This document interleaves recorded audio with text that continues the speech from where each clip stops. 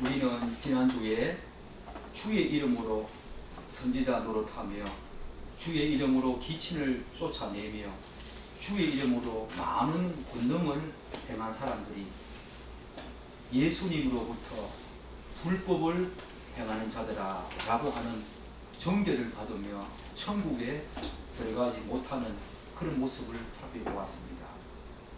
최후의 심판대에 섰을 때에, 마지막 심판대 앞에 섰을 때에 예수님께서 말씀하시기를 그런 자가 많이 있을 것이라고 이야기하는 장면에서 우리는 두려움을 느껴야 합니다. 그들은 누구보다도 자신의 일에 열심을 다했습니다. 열정을 다 바쳤습니다. 그런데 왜 그들이 천국에 들어가지 못했을까? 그것은 자신들의 그 능력 행함과 그 열심이 스스로 자신을 속이는 자기 속임, 자기 기만의 위험성에 빠지기 때문이다 라고 말씀드렸습니다. 우리도 그런 위험성에 빠질 그런 어떤 존재다. 여기에 나와 있는 이 부류의 사람들이 단지 우리와 전혀 관계없는 그런 사람이라고 생각하시면 여러분 절대로 아니 됩니다. 우리도 이와 같은 그런 상황과 경향성 속에 여전히 지금 살고 있다라고 하는 것을 충분히 인식하면서 나는 이런 부류에 속하지 않는가, 날마다 자신을 돌아보고 성찰하고 검토하고 되돌아보아야 합니다. 잊어지면서 우리는 다시 한 번 더 마태복음 7장 21절에서 23절까지 말씀을 통해서 천국에 이르지 못하는 믿음, 두렵지 아니한가 라는 제목으로 오늘 한 번 더 말씀을 전하겠습니다. 이 말씀에서 우리는 정말 중요하고도 근본적인 몇 가지 질문을 던져 보아야 합니다. 첫째는 뭐냐면 이들은 왜 그러한 위험성에 빠졌을까? 저는 이 질문에 대한 답을 중생과 회심이라고 하는 차원에서 접근해서 한번 살펴볼 필요성이 있다라고 생각을 합니다. 제가 생각하기에는 이 본문에 나오는 이 주여 주여 한 자들은 중생한 자가 아닙니다. 그리고 진정으로 회심, 다시 말씀드려서 자신의 죄를 깨닫고 회개해서 예수 그리스도 그분만이 나의 구세주임을 믿는 이 회심한 자가 아니라는 것입니다. 자기들은 그렇게 그런 것이 아니라고 진정으로 중생한 자이고 회심한 자가 맞다고 그렇게 생각했을지는 모르겠지만 오늘 결론적으로 예수님으로부터 불법을 행하는 자들이라고 정죄된 것을 보면 이들은 중생한 자가 아닙니다. 이들은 회심한 자가 아니라는 것입니다. 표면적으로는 경건하고 신실하고 정말 참된 성도의 모습을 보였습니다. 정말 내면에 진정한 변화가 있는 것처럼 보였습니다. 그러나 참된 신앙은 표면적으로 보이는, 겉으로 보이는 그런 모습이 아니라 바로 이면적인 것, 눈에 보이지 않지만 그들의 내면 속에 본질적인 진정한 변화를 통해서 일어나는 그런 삶의 모습으로 드러나는 열매, 그 열매의 모습으로 참 성도인가 가짜 성도인가 우리가 알 수 있겠지요. 이들은 적어도 거짓 회심, 다시 말씀드려서 하나님의 진리의 말씀이 아닌 다른 요인으로 회심을 한 경우는 아니더라도 일시적인 회심, 다시 말씀드려서 하나님의 그 진리의 말씀에 의해서 회심한 경우 그 일시적인 회심에 해당되는 사람일 수는 있겠습니다. 그러나 일시적인 회심도 성경이 말하는 그런 회심과 유사해 보일지라도 완전히 거듭나서 진정으로 회심한 성도는 아니지요. 사랑하는 여러분, 우리 히브리서 6장 4절에서 6절 말씀, 이런 말씀 있지 않습니까?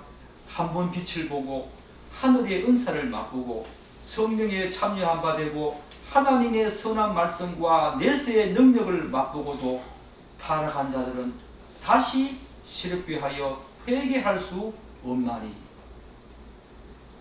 여기 언급된 이들 또한 오늘 우리가 살펴보고 있는 마태복음 7장 21절로 23절에 나오는 이 본문의 말씀처럼 하나님의 빛과 은사를 경험하고 때로는 탁월한 영적 능력을 체험한 사람들이었습니다.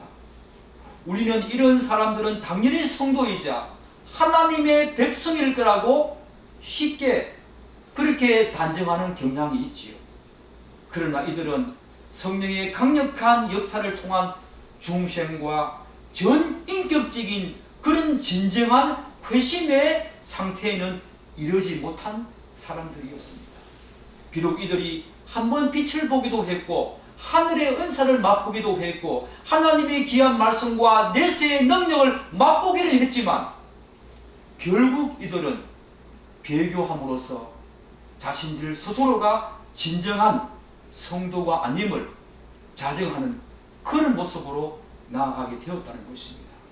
이들은 거짓 회심은 아닐지라도 일시적인 회심을 한 사람에 불과했다는 것입니다. 이들은 마치 참 성도의 모습과 유사해 보이고 동일한 체험을 한 것처럼 보였습니다. 그러나 여러 가지 이유로 말미암아 배교함으로써 그들 스스로 참 성도가 아닌 것을 증거하게 되지요. 사랑하는 여러분, 왜 그렇습니까? 참 성도는 어떤 상황과 어려움 속에서도 성령 하나님의 그 강력한 인도하심과 보호하심으로 아름다운 성도의 경륜을 이어갑니다. 그로 말미암아 영원한 영화의 단계까지 나아가는 것이 바로 참 성도이지요. 절대로 중간에 배교하지 않습니다. 절대로 하나님을 떠나지 않습니다. 절대로 예수님을 떠나지 않습니다. 참 중생한 성도, 진정으로 회심한 성도는 그렇지 않습니다. 그런데 안타까운 사실은 우리 교회 안에서도 이들처럼 참 성도인 것처럼 보이는데 실상은 그렇지 않는 사람들이 많이 있다는 것입니다. 그것은 제 이야기가 아니라 예수님께서 직접 여러 가지 비유를 통해서 그렇게 말씀하지 않았습니까? 씨 뿌린 자의 비유, 알곡과 가라지의 비유, 염소와 양의 비유를 통해서 교회 안에 그러한 부류가 많이 있다는 것, 오늘 본문에 나오는 이들처럼 주여 주여 하지만 결국은 예수님으로부터 불법을 행하는 자들로 정죄되는 그런 부류가 이 교회 안에 많이 있다는 것은 참으로 안타까운 사실이 아닐 수 없고 우리와 저도 여기에 충분히 해당될 수 있다는 사실을 인식하면서 오늘 이 말씀을 다시 한 번 더 드려야 할 줄 믿습니다. 그런데 이 씨 뿌린 자의 비유와 양과 염소의 비유, 알곡과 가라지 비유에 나오는 이들의 공통적인 특징은 무엇입니까? 여러분, 공통된 특징이 무엇인지 아십니까? 우리는 이것을 씨 뿌린 자의 비유를 통해서 한번 살펴볼 수가 있겠습니다. 마태복음 13장 20절에서 22절로 씨 뿌린 자의 비유가 나오는데 이런 비유가 나오지요. 돌밭에 뿌려졌다는 것은 말씀을 듣고 즉시 기쁨으로 받되 그 속에 뿌리가 없어 잠시 견디다가 말씀으로 말미암아 환난이나 박해가 일어날 때에는 넘어지는 자요. 가시떨기에 뿌려졌다는 것은 말씀을 들으나 세상의 염려와 재물의 유혹에 말씀이 막혀 결실하지 못하는 자요. 바로 두 번째, 세 번째에 해당하는 씨 뿌린 자의 비유에 나온 말씀이지요. 돌밭이나 가시떨기에 뿌려진 이 자들의 공통점이 있습니다. 그게 무엇입니까? 두 부류 다 말씀과 관련이 있다는 것입니다.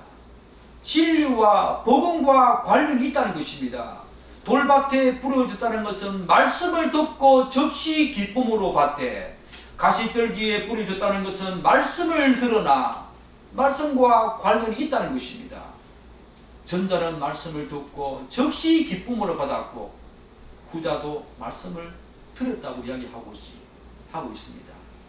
그러므로 이 말씀은 우리가 방금 히브리서 6장에 살펴본 것처럼 한 번 빛을 받고 하나님의 선한 말씀과 내세의 능력을 맛보았다와 동일한 의미를 가지는 것이요. 그러나 결론적으로 전자도 환난이나 박해로 넘어졌고 후자도 세상의 염려와 재물의 유혹에 막혀 열매가 없는 삶으로 마지막에 이르렀다라고 말하고 있지 않습니까? 구원을 받지 못했다는 것입니다. 여기에 나오는 주여 주여 하는 자와 동일한 그런 정죄를 받았다는 것입니다. 하나님의 말씀에 순종하는 어려운 상과 거룩한 성화를 통한 그런 삶의 열매가 없었다는 것입니다. 따라서 이들은 처음부터 중생한 자도 아니었고 진정으로 회심한 자도 아니었다는 것입니다. 사랑하는 여러분, 그런데 참으로 거듭나서 회심한 자, 그런 참 성도는 어떤지 아십니까? 마태복음 13장 23절에 좋은 땅에 뿌려졌다는 것은 말씀을 듣고 깨닫는 자니 결실하여 어떤 것은 100배, 어떤 것은 60배, 어떤 것은 30배가 되느니라 하시더라. 사랑하는 여러분, 여기에도 말씀과 관련이 되어 있지요. 돌밭과 가시떨기에 떨어진 경우와 같이 말씀과 관련이 있지만 다른 점이 있지요. 그게 뭡니까? 이들은 말씀을 듣고 깨달았다라고 말하고 있습니다.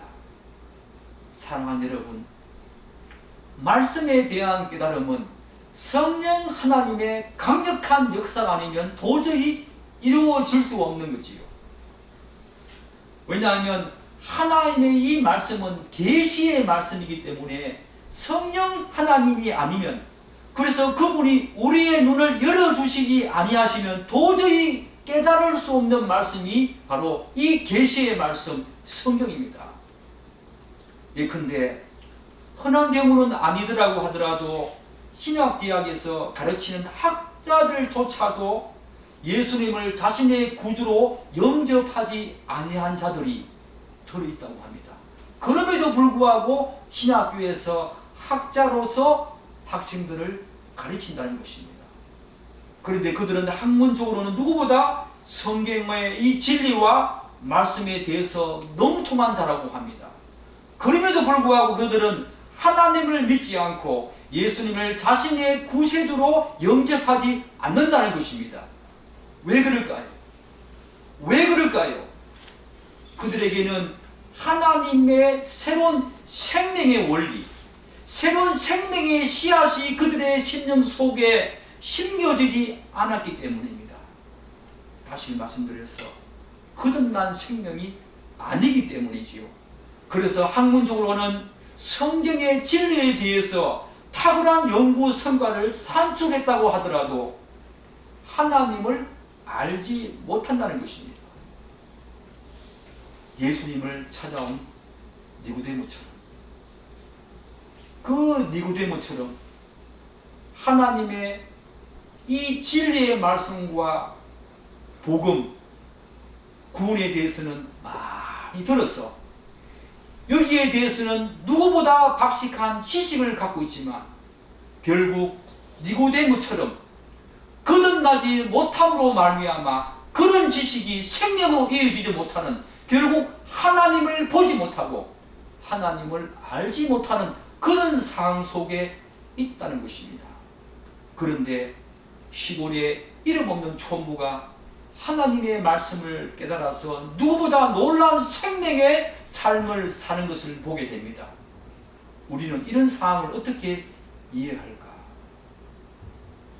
외국의 유수한 대학에서 박사학위를 받고 와서 유수한 신학대학에서 앞으로 훌륭한 목회자가 될 사람들을 가르치는 학자들조차도 예수님을 나의 구세주로 영접하지 못하는데, 그들은 탁월한 학문적인 성과와 연구 결과를 산출했음에도 불구하고 그러하지 못한데 시골에 학문으로는 너무 뒤떨어지는 그 촌부가 하나님의 말씀을 듣고 생명의 삶을 사는 것을 어떻게 이해할까? 성경은 계시의 말씀이기 때문에 중생에서 하나님의 깨닫게 하시는 영을 주시지 않으면 도저히 깨달을 수 없다고 제가 말씀드렸습니다. 그리고 이 전자의 학자는 자신의 이 이성적인 능력으로 어느 정도는 성경의 진리에 대한 학문적인 성과와 탁월한 연구 성과는 낼 수가 있었지요.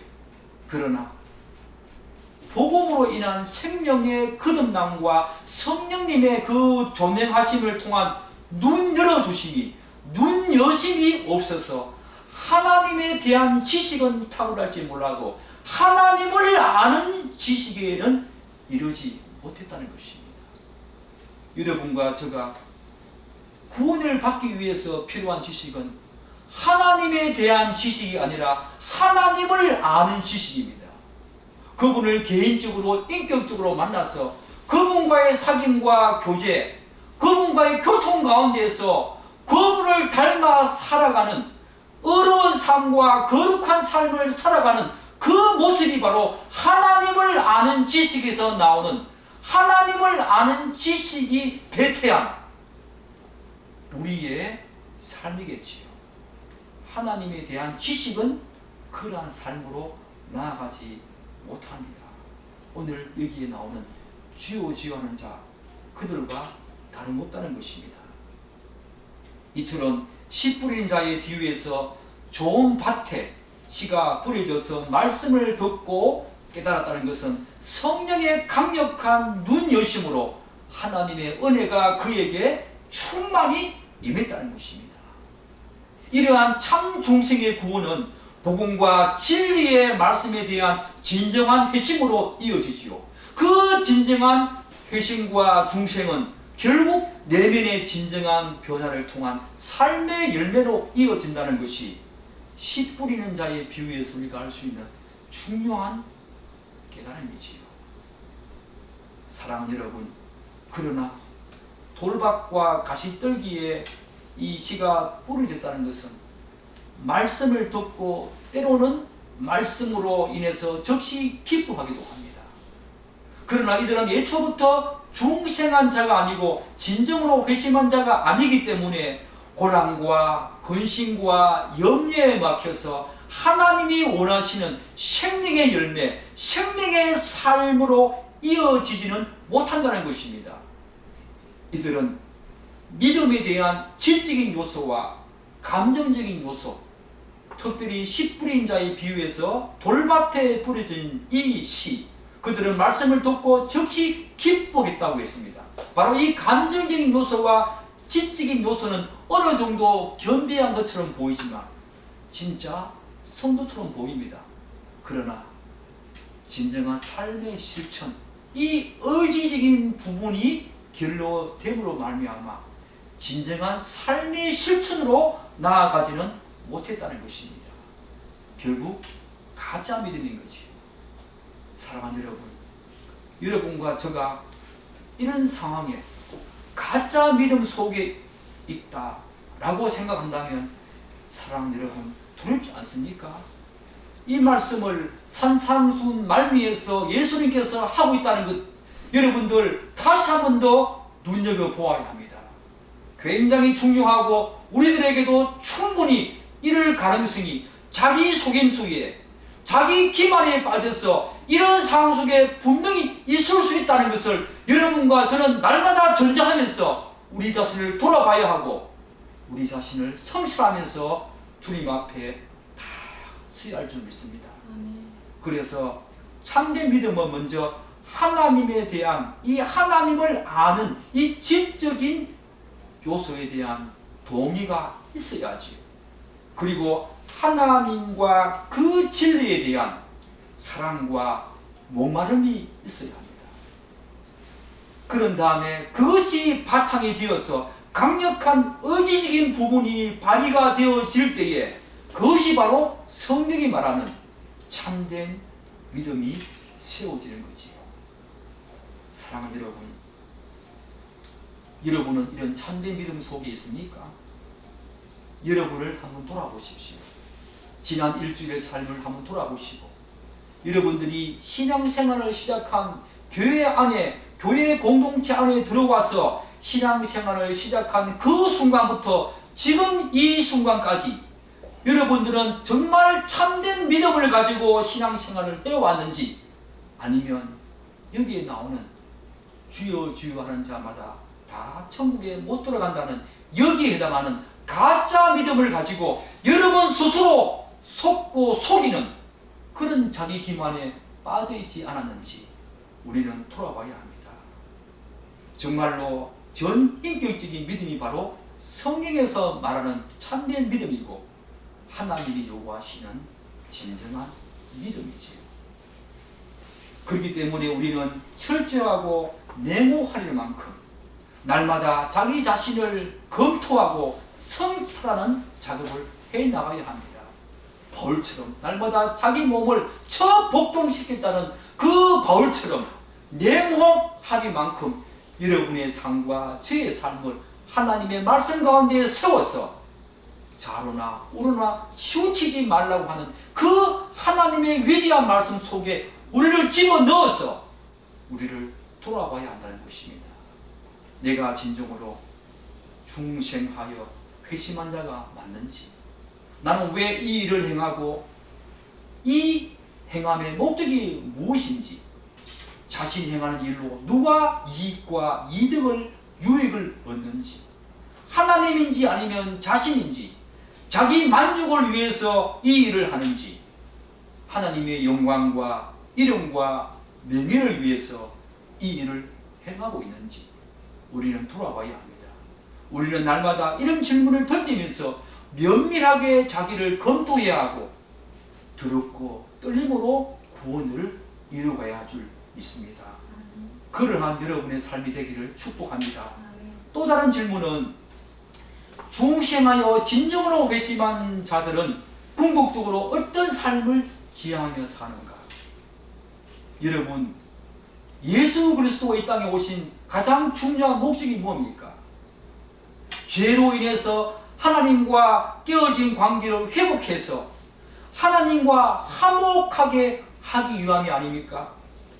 하나님과 화목되려면 하나님과의 관계가 회복되어져야 합니다. 하나님과의 그 관계가 회복되기 위해서는 우리의 죄 문제가 해결되어야 합니다. 그래서 이 땅에 성육신 하셔서 이 땅에 오신 예수 그리스도는 대속적 형벌을 통한 속죄의 사역으로 말미암아 우리에게 하나님의 의를 덧입도록 하셨습니다. 하나님께서는 거기에 멈추지 않고 우리들이 그분과의 바른 관계 속에서 그분의 뜻에 따라서 그분의 말씀에 순종하고, 다시 말씀드려서 어려운 삶을 살아내고 하나님의 성품을 닮아가는 거룩한 사람으로 빚어져 가도록 하시지요. 그런데 오해의 소지가 있어서 조금 조심스럽기는 하지만 오늘날 이 조국교회는 대개 예수 그리스도의 십자가만 중점적으로 다룰 뿐, 다시 말씀드려서 신앙과 믿음이라고 하는 그 부분은 집중적으로 많이 다루는데 하나님과의 화목을 통한 진실되고 거룩한 성화의 삶에 대해서는 상대적으로 많이 소홀하다는 생각을 저는 개인적으로 해봅니다. 예수 그리스도의 대속적 형벌을 통한 속죄 사역으로 하나님과 바른 관계가 회복된 우리들은 이제 1차적으로 그분을 애타게 알고자 해야 합니다. 그리고 의에 대한 목마름과 갈증, 간절함이 있어야 합니다. 그리고 그 하나님의 말씀을 사모하고 그분의 뜻이 무엇인지 분별하면서 그 하나님이 원하시는 그 삶에 우리의 모든 포커스를 두어야 합니다. 그리해서 궁극적으로 그분이 원하시는 신실하고 거룩한 삶을 살아야 한다는 것입니다. 이 내용들을, 이 말씀들을 절대로 잊지 말아야 한다는 것입니다. 오늘 본문에서 예수님께서 말씀하시는 하나님 뜻에 따라 행한다라는 이 말은 바로 하나님과의 화목에서 이루어지는 진실되고 거룩한 성화의 삶을 말하는 것이지요. 사랑하는 여러분, 지구상에는 두 종류의 인류가 살고 있습니다. 하나는 예수를 믿지 않는 자연인들이고, 또 다른 하나는 예수님의 보혈로 전혀 새 사람이 된 새 인류가 이 지구상에는 살고 있지요. 그런데 너무 안타까운 사실은 이 새 인류가 된 성도들이 자신의 분명한 정체성을 제대로 깨닫지 못하고 인식하지 못하고 있다는 것입니다. 성도는 그리스도와 연합해서 십자가와 부활의 능력을 또한 생명을 가지고 살아가는 새 인류입니다. 그래서 내면의 진정한 변화를 통해서 하나님의 말씀에 자발적인 순종을 하면서 그분을 닮아가는 삶이 가능하게 되었다는 것입니다. 이것이 바로 참 성도의 삶이고 참 성도의 거룩한 삶으로 나아가는 거지요. 이 삶이 병을 고치고 능력을 행하는 것보다 훨씬 중요하고 본질적이며 근원적인 삶이라는 것입니다. 웨스트민스턴 이 소요의 문답 1문에 보면 인생의 제일 되는 목적이 무엇인가, 인생의 제일 되는 목적이 무엇인가 라고 말하고 있습니다. 그에 대한 답으로서 하나님을 영화롭게 하며 그를 영원토록 즐거워하는 것이 우리 인생의 제일 되는 목적이다 라고 말하고 있습니다. 사랑하는 여러분, 여러분들은 하나님을 영화롭게 하는데 여러분의 제일 되는 목적을 두고 있습니까? 그분을 즐거워하는 것, 다른 모든 걸 다 내려놓고 하나님만을 즐거워하는 여러분의 그 내적 동기가 오롯이 하나님을 즐거워하는 그곳에 온갖 모든 종류의 초점을 두고 있습니까? 바로 이와 관련된 대표적인 구약의 인물이 누구입니까? 바로 에녹이지요. 성경은 에녹이 하나님과 동행했다고 말합니다. 그는 하나님과 인격적인 만남과 교제를 나누면서 그를 즐거워하면서 그를 영화롭게 했습니다. 단순히 하나님과 동행했다는 말이 하나님과 같이 걸었다는 말인데 단순히 그냥 하나님을 섬기면서 살았다 그 정도가 아니라 하나님과 인격적인 만남과 교제 속에서 그를 즐거워하면서 그를 영화롭게 했다는 것입니다. 이러한 삶이 바로 성도들의 삶이 중심이 되어야 하지요. 이러한 성화의 삶이 얼마나 중요한 것을 잘 보여주는 구약의 그 성경이 바로 광야 40년의 민수기지요. 출애굽 사건이 칭의의 구원을 말해준다면 이 민수기는 성화의 과정을 말해주는 중요한 성경이지요. 그리고 레위기는 어떻게 하면 성화가 될 수 있는가에 대한 거룩한 방법을 말해주는 성경 아닙니까? 그러므로 성도의 삶은 특별한 체험이나 이런 기복적인 생활을 추구하는 것이 아니라 삶의 중심과 본질이 달라져야 합니다. 성도의 삶은 철저하게 예수 그리스도의 복음을 기초로 해서 복음적인 생활로 이어져야 한다는 것입니다. 다시 말씀드려서 회개해서 죄사함을 받은 새로운 존재로서 하나님의 말씀에 자발적으로 자유롭게 순종하면서 하나님의 말씀을 따르며 거룩한 성화의 과정을 거쳐가는 삶이 바로 복음적인 생활인데 그 복음적인 생활이 죄사함 받아 어렵다 칭함을 받은 성도의 모든 삶의 전체의 삶을 구성하고 이루어야 한다는 것입니다. 칭의가 됨이라고 한다면 성화는 되어짐인데 성도의 삶과 구원은 바로 이 두 가지가 반드시 함께 태생적으로 있어야 한다는 것입니다. 성경은 기독교의 진정한 구원이란 죄사함을 받고 난 후에 다시 말씀드려서 칭의의 구원을 받고 난 다음에 하나님과 친밀한 교제를 통한 성화의 삶, 되어짐의 삶, 이 성화의 구원이 성도의 전체적인 삶이고 그 삶이 참된 믿음이 있는 참된 성도의 삶이라고 가르치고 있습니다. 하나님께서는 이스라엘 백성들을 출애굽시킨 후에 다시 말씀드려서 구원시킨 후에 그들이 어떻게 살아야 하는가에 대한 법, 율법을 주셨지요. 삶을 그들에게 주셨습니다. 그리고 하나님과의 교제를 위한 성막을 만들게 했습니다. 이 순서를 자세히 한번 살펴보면 하나님께서는 우리를 구원하신 후에 삶에 대해서 얼마나 큰 관심을 가지고 있는가 우리가 알 수 있지요. 구원시킨 후에 그들에게 율법을 주시면서 어떻게 살아야 할 것인가를 그들에게 말씀하십니다. 그런 다음에 성막을 통해서 하나님과 어떻게 교제해야 할 것인가에 대한 구체적인 내용들을 말하고 있지 않습니까? 그런데 우리 조국교회는 구원에 대한 부분은 많이 강조하지만 상대적으로 삶과 이 교제 부분을 너무 소홀히 다루어온 것이 사실입니다. 그분과의 진실된 교제, 그 교제 속에서 이루어지는 삶, 그 삶은 소홀히 되어왔다는 것이요. 단지 도덕적이고 윤리적인 삶은 우리가 많이 강조했습니다. 그렇지만 정말로 복음적인 삶, 칭의의 구원 이후에 이어지는 성화의 삶, 그 복음이 우리로 하여금 어떻게 우리의 삶을 살아내야 하는가에 대한 복음적인 삶, 복음적인 생활에 대한 이 되어짐의 구원에 대해서는 많이 소홀히 다루어왔다는 것이 사실이죠. 사랑하는 여러분, 참된 기독교 신앙, 곧 복음적인 신앙은 삶을 다루고 교제의 깊이를 더해가는 것입니다. 그래서 구원받은 성도는 이제 성화를 위한 거룩한 투쟁, 죄와의 끊임없는 투쟁, 그리고 그분과의 끊임없는 교제 속에서 참된 하나님의 백성으로 되어감의 은혜와 축복을 이 땅 가운데서 많이 누려야 합니다. 그것이 바로 하나님을 즐거워하는 것입니다. 그럼에도 불구하고 예수님으로부터 불법을 행하는 자들로 전개된 이 사람들은 주님의 이름으로 능력을 행한 것과 영적 체험, 은사를 강조했습니다.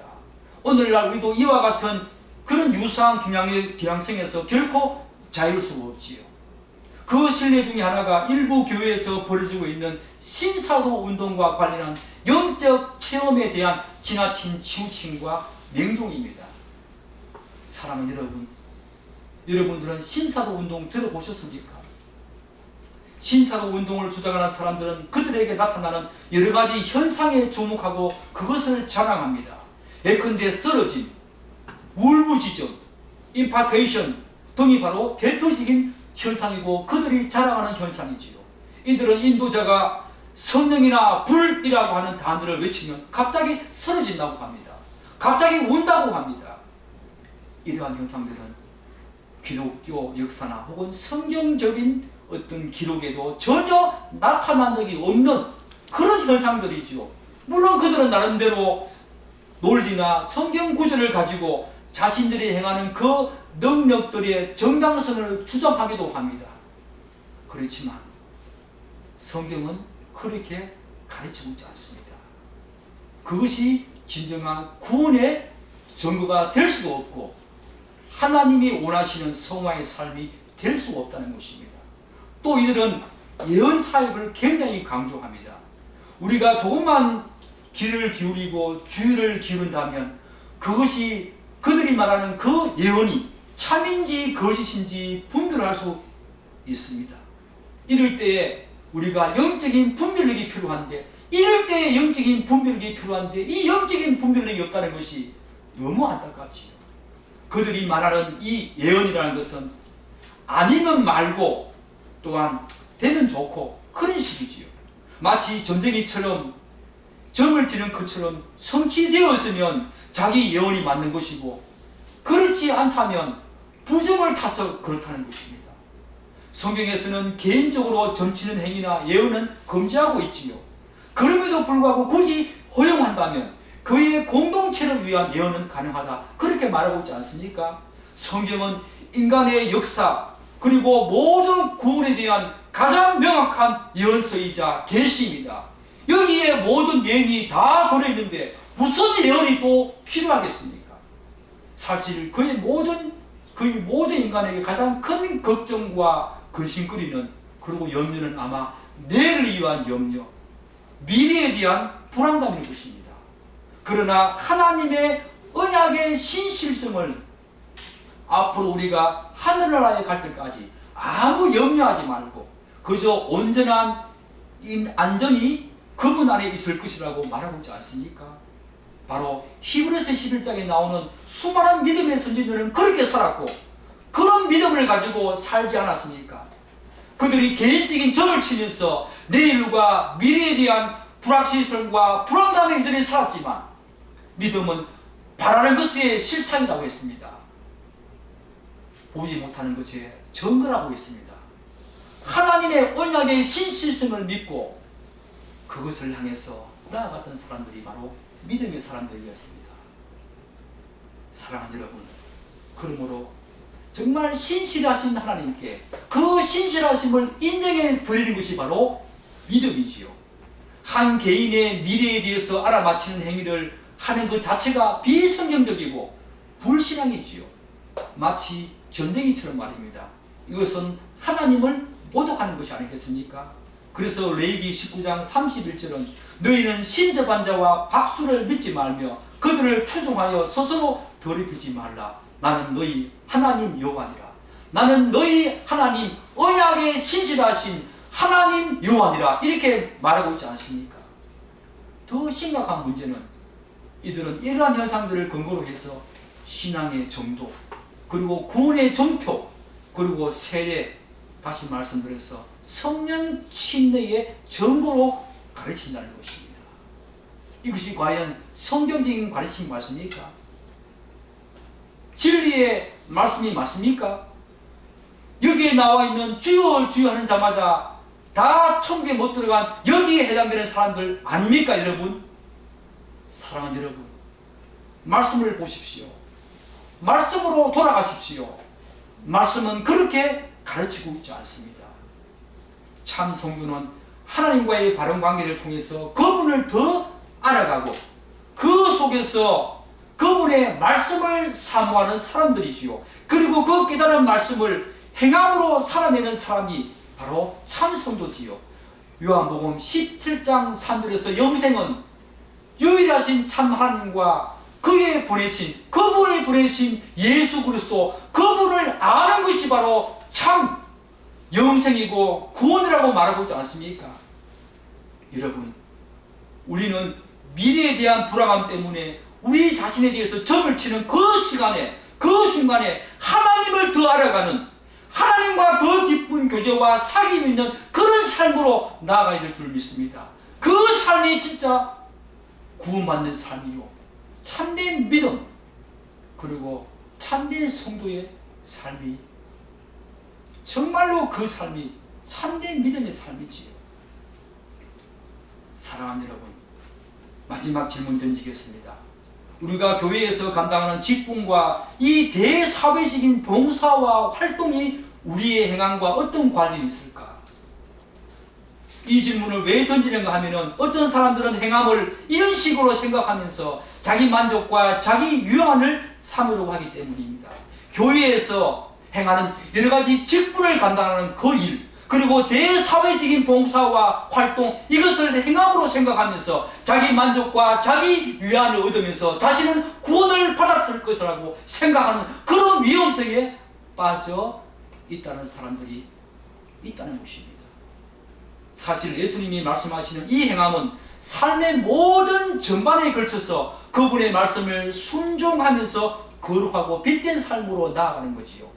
그렇기 때문에 교회에서 직분을 감당하거나 대사회적인 봉사와 활동과 희생은 그 한 부분이 되겠지요. 그 일부분이 되겠지요. 그럼에도 불구하고 자신의 모든 사회적인 삶 속에, 그런 사람과의 관계 속에, 하나님과의 관계 속에서는 이 거룩한 삶이 없음에도 불구하고 대사회적으로 교회의 직분을 감당하면서 그런 식의 행함이 있다면 그것은 가짜지요. 그렇게 함으로써 정말로 빛된 삶, 거룩한 삶, 이것이 참된 성도의 삶일진데, 그렇게 함으로써 점점 그분의 성품을 닮아가는 이 성화의 삶을 사는 것이 참된 성도의 삶이 아니겠습니까? 이것은 그분을 더 알고 깨달아가는 과정 속에서만 가능하지요. 사랑하는 여러분, 결과적으로 그분을 더 알고 깨달아가면서 이러한 복된 성화의 삶을 타인에게 드러내면서 하나님께 영광을 돌리는 것이 바로 하나님께서 원하시는 저와 여러분의 거룩한 삶이 아니겠습니까? 사랑하는 여러분, 일상 및 삶의 전반에서 이러한 진정한 삶의 변화와 그분을 닮아가는 이 거룩함이 없는데 교회 직분과 대사회적인 활동과 희생이 무슨 의미가 있겠습니까? 특히 조국교회는 목회자들의 이 말과 지시에 맹목적인 순종과 복종을 하는 것이 마치 믿음의 척도이자 미덕으로 알고 있는 사람들이 덜어 있습니다. 헌금 많이 드려라, 교회 봉사 많이 해라, 직분 잘 감당해라. 물론 그분들의 말씀에 우리는 마땅히 순종해야 합니다. 그럼에도 불구하고 비성경적이고 반성경적인 내용에 대해서 그렇게 해야 된다는 것은 아니지요. 그런 행함은 하나님과 아무런 상관이 없으며 하나님이 알아줄 리도 만무하지요. 타인의 요구에 반응하여 행하는 그런 교회 봉사나 직분 감당은 절대로 하나님이 기뻐하시는 그런 삶의 모습이 아니지요. 어찌 보면 그런 사람들은 그렇게 함으로써 타인에게 잘 보이려고 한다거나 혹은 자기 만족과 자기 유익을 얻고자 합니다. 자신은 그런 행함을 통해서 타인에게 칭찬과 찬사를 받고 자신은 얼마간의 보람과 기쁨을 얻을지는 몰라도 하나님은 그를 향해서 내가 너희를 도무지 모른다, 그렇게 할 가능성이 있다는 겁니다. 그런데 오늘 조국교회에 이런 부류의 사람들이 적지 않다는 것은 참으로 안타까운 사실이 아닐 수가 없습니다. 여기에서 자신이 그런 부류의 사람이지 아닌지 검토해 보아야 될 중요한 가늠자가 있습니다. 여러 가지 이유로 그러한 일들을 하지 못하게 되었을 때 한번 생각해 보십시오. 자신에게 갑자기 교회 봉사나 대사회적인 활동과 희생과 이런 희생과 그런 봉사활동 하다가 갑자기 여러 가지 이유로 말미암아 이런 활동을 하지 못하게 되었을 때 자신에게 갑자기 무력감이나 권태감이 찾아온다면, 그리고 그러한 감정이 일시적이 아니라 지속되어진다면 그는 그 일을 그분과 아무 상관없이 자기 자신의 만족과 보람과 자기 기쁨과 위로를 위해서, 그것을 얻기 위해서 했을 가능성이 많다는 것입니다. 참된 성도는 죽는 일을 자신을 위해서 행하지 않습니다. 오로지 하나님의 나라와 의를 위해서 행한다는 것이에요. 그래서 참 성도는 자신을 구원해 주신 하나님의 은혜에 감복해서 그러한 삶을 살지 않으면 안 될 정도의 강력한 성령 하나님의 그 능력에 이끌림에 받아서 하나님의 일을 기쁨으로 감당하지요. 뭔가 자신의 만족과 기쁨과 보람을 얻기 위해서 그렇게 한다는 것이 아니라는 것입니다. 자신은 어찌 되었든 간에 하나님만이 영광 받으신다면 그것으로 만족하는 삶, 그 삶이 참 성도의 삶이 아니겠습니까?